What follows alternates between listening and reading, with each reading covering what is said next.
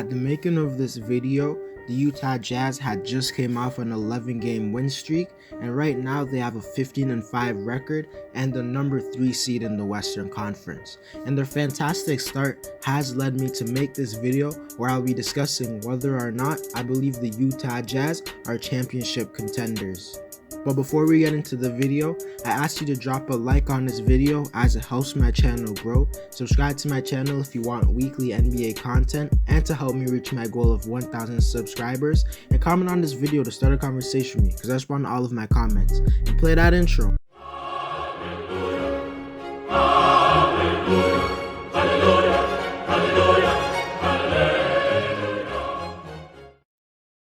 The biggest reason for the Jazz's hot start has been their three-point shooting, as right now they rank first in three-pointers made a game and second in percentage, and all their hot shooting has led them to the 5th best offensive rating in the NBA. And I honestly think them being a top 5 offense can be sustained, as they do have plenty of shooters and enough playmakers and shot creators. The amount of shooters this team has is absurd. They have guys like Royce O'Neal, Mike Conley, Jordan Clarkson, Joe Ingles, Donovan Mitchell, and Bogdanovich. And guys like Mitchell, Conley, and Ingles are creating plays for the shooters. The Jazz have also been great on the defensive side of the floor, as they rank 4th in defensive rating. And I obviously think they will sustain being a top 5 defense, mainly because of Rudy Gobert being the best paint defender in the league. And to surround him, they have a bunch of above average defenders. But Royce O'Neal deserves some love, as I believe he is one of the more underrated perimeter defenders in the NBA. To start the season, Donovan Mitchell has been his usual all-star self, averaging 23 points, 5 assists, 4 rebounds, shooting 43% from the field and 39% from 3. And although his numbers are very similar to what they were last year, his three-point shooting has taken a leap, as he's nearly shooting 40% from 3 while attempting 9 of them a game. And if he can do this consistently, it will bring his game to the next level, especially in the playoffs. Donovan's playmaking has also improved, and he seems like he's forcing less shots and is trusting his teammates more, and in return they have been hitting more of their shots. And this might be random, but I honestly believe Donovan is better than Devin Booker. Rudy Gobert's stats from last season might be slightly down, but I think he has been better this year than he was last year, as he seems way more focused on the defensive side of the floor, and I think his defense has somewhat been forgotten, as over the past 2 years, he hasn't really been in discussion for the Defensive Player of the Year, and it might be rightfully so, but this season, I think he should be considered as one of the real candidates to win the award. Last season, Mike Conley struggled a lot, as for most of the year, he shot below 40% from the field. But this year, he has been playing like the Mike Conley who Utah had anticipated they would get, as he's been putting up 17 points, 6 assists, shooting 45% from the field and 41% from 3. And if Conley continues to play like this, it will be huge for Utah, because last year they were really missing his production. And now that he's playing like a top 15 or so point guard, it makes the team way better. Bogdanovich has started the year very slow, averaging only 14 points and shooting 38% from the field. And this is disappointing, since last year he was an efficient 20 points per game scorer, but I still expect him to up his play soon.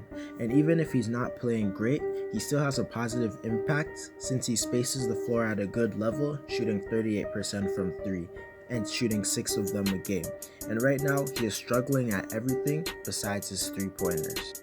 If the season were to end today, Jordan Clarkson would be the 6th man of the year, as he's been averaging 18 points, shooting 48% from the field and 38% from 3. And he brings another shot creator alongside Mitchell, and he fits perfectly off the bench for them. And something surprising is the fact that he's shooting 38% from 3 while attempting nearly 8 of them, which makes him an elite shooter to me. And he's been way more consistent this year than he has been in previous years. Royce O'Neal's 7 points, 6 rebounds, and 2 2 assists, shooting 44% from 3 isn't too eye-popping, but he is simply one of the best role players in the league, and he knows his role perfectly as he always guards the opposing team's best perimeter scorer, and he hits all his open threes at a very good rate, shooting 44% from 3 while attempting 4 of them a game.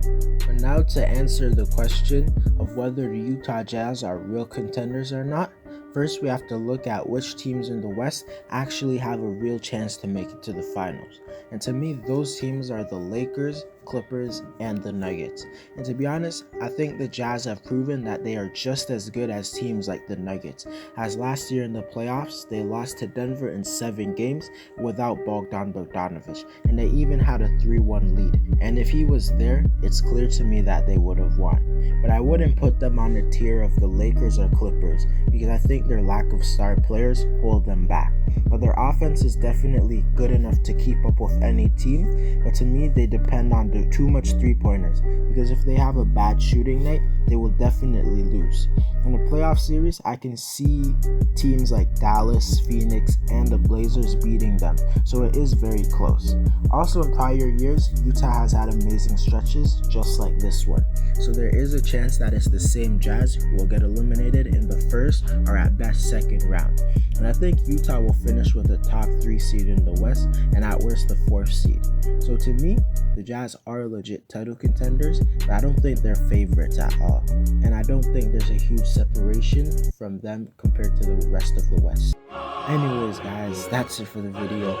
Let me know if you think Utah could win the championship.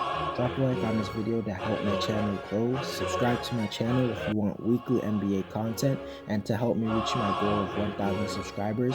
Comment on this video to start a conversation with me because I respond to all of my comments, and I'm out.